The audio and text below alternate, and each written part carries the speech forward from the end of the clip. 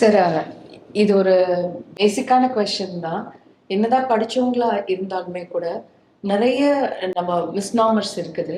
அப்போ ஒரு தெளிவுபடுத்திக்கிறதுக்காக இந்த கேள்விய கேட்டுக்கிறோம். உளவியல் ரீதியான ஒரு பாதிப்பு ஒரு குழந்தைக்கு ஏற்பட்டிருக்கு அப்படின்னா, அது என்ன மாதிரியான பாதிப்புகளுக்கெல்லாம் அந்த குழந்தைகள் உள்ளாகியிருப்பாங்க? அது எந்த மாதிரியான சிம்ப்டம்ஸ் ஆர் சைன்ஸ்ல இருந்து நம்ம வந்து தெரிஞ்சுக்க முடியும் அப்படிங்கிறதுக்கு ஒரு கொஸ்டின்ஸ். இந்த உளவியல் ரீதியா ஒரு குழந்தை பாதிக்கப்பட்டிருக்கு அப்படின்னா அது எவ்வாறு கண்டுபிடிக்கிறது, அது எப்படி நம்ம வந்து புரிஞ்சுக்கிறதுன்னு கேட்டிருக்கீங்க. இது ஒரு நல்ல ஒரு கேள்வி.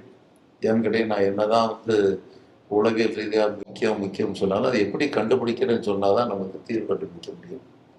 அப்படிப்பட்ட ஒரு நிலைமையில வந்து நான் ஒரு 5-6 இது நான் உங்களுக்கு சொல்றேன். ஒரு நல்ல குழந்தை வந்து துருதுருன்னு இருக்குங்க. கிளாஸ்ல வந்தா வந்து நல்ல ஒரு சந்தோஷமா இருக்கு. ஃப்ரெண்டோடு தான் உட்காந்துருக்கு.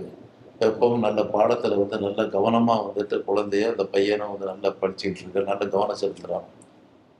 திடீர்னு வந்து எந்த காரணமும் இல்லாம ஒரு சோர்வடைகிறான், இல்ல ஒரு அவனுடைய இதுல வந்து கவனம் செலுத்தாம இருக்கிறான், இல்ல மற்றவங்கள்ட்ட இருந்து ஒதுங்க ஆரம்பிக்கிறாங்க அப்படின்னா, தயவு செய்து வந்து நீங்க என்னன்னா அவனுக்கு உளவியல் பிரச்சனைகள் இருக்கான்னு சொல்லி ஒரு நிமிஷம் நீங்க.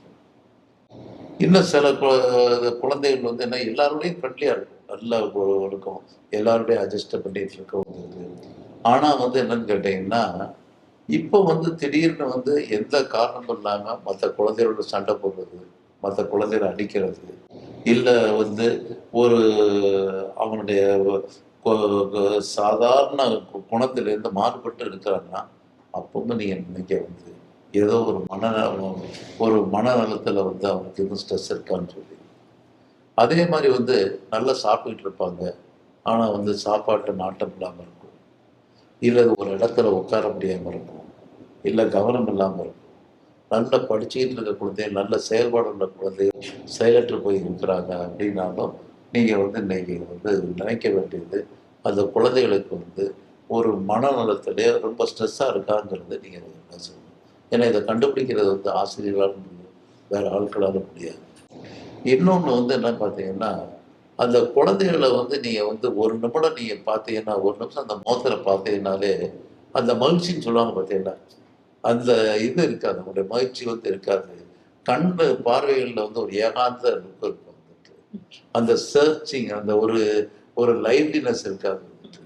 அப்பவும் நீங்க வந்து என்னன்னு கேட்டீங்கன்னா வந்து குழந்தைகளோட வந்து அதே மாதிரி வந்து தேவையில்லாத ஒரு பார்த்தீங்கன்னா ஏக்ஸ் அண்ட் பெயின்ஸும்பாங்க.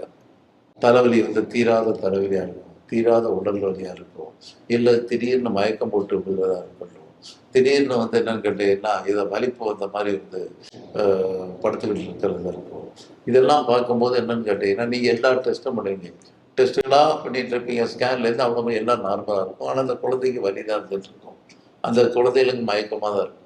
அப்பவும் நீங்கள் நினைக்க வேண்டியது என்னன்னு கேட்டீங்கன்னா, அந்த குழந்தையினுடைய வந்து மனநலத்துல ஒரு கோளாறு இருக்கு, ஏதோ ஒரு பிரச்சனை இருக்குன்னு.